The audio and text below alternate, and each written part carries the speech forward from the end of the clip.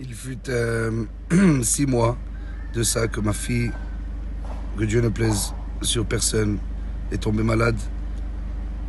Tombée malade d'une façon que les docteurs ont dit que ça va prendre peut-être 2 ou 3 ans pour revenir à sa condition primaire. Et on a décidé d'amener notre fille chez le Admour à Rabat, Rabbi Yoshiaou, Yosef ben Rabbanitzari, Pinto, pour demander une bracha. Une fois qu'on est arrivé, le Admour il n'est pas descendu, on n'a pas vu tout le Shabbat. On est reparti en Israël, un peu cassé, mais on est resté en contact et le tzaddik il nous a dit que tout va bien aller et que tout va bien et que si Dieu veut, tout va se passer, tout va bien se passer.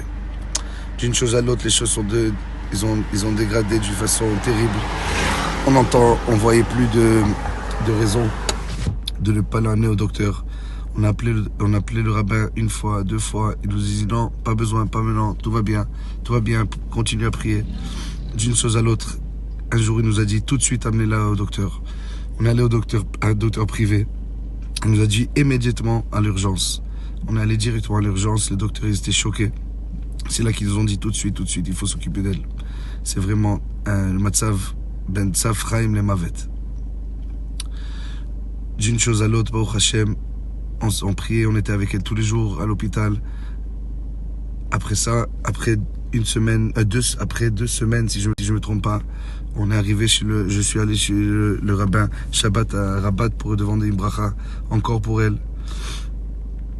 Une fois qu'on est arrivé chez le Admour au milieu de Shabbat, il m'a dit Emmanuel, tiens besimcha, sois besimcha, tout va bien. Je lui ai dit oui, Bezrat Hashem. Il m'a dit non, tout va bien, c'est fini, tout le plus difficile est derrière toi. Dans 2 semaines, ta fille, elle va être complètement sainte, elle va revenir à elle-même tout à fait. C'était un peu difficile au moment de croire, mais j'ai cru ça à 100% que tout va bien aller, surtout quand je la voyais, comment elle répondait pas, elle nous reconnaissait pas, elle reconnaissait pas ses parents, elle imaginait des choses. Elle était vraiment dans une place terrible. À peine elle parlait, à peine elle mangeait. Mais j'ai dit, si le tzaddik a dit ça, alors ça va arriver. Et Baruch Hashem, effectivement, 2 semaines plus tard, Ishtabach Shemolad, Ner Chanukah Rishon, 2 semaines exactement sur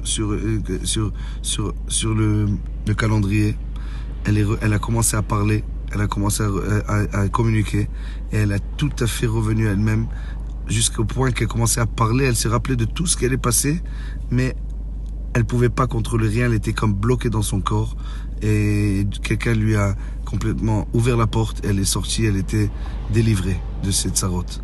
Baruch Hashem, on a tout à fait compris que c'est grâce à la bracha du tzaddik et grâce à la façon qu'il a donné tout son cœur pour la protéger et pour s'occuper d'elle. Il n'y a pas une génération qui reste sans tzaddikim, il n'y a pas une génération qui reste sans une Yeshua. Grâce à Dieu, on a un tzaddik Yesod Olam dans ce monde qui nous aide. Et Hachem, il est tellement content de ça qu'on s'approche au tzadikim. Et comme ça, on peut bien comprendre la Torah et on peut bien se rapprocher. Alors que ça donne un chizouk à tout le monde entier. Que Ishtabach Shemolad, même si on est dans une génération difficile, il y a toujours des tzadikim ici pour nous sauver, pour nous aider, pour nous allumer le chemin. La Avodoto Yitbarach.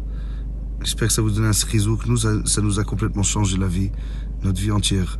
Grâce à ça, on est vraiment, on remercie Dieu et on voit la main de Dieu dans notre vie. Et merci beaucoup au tzaddik qui a sauvé notre fille.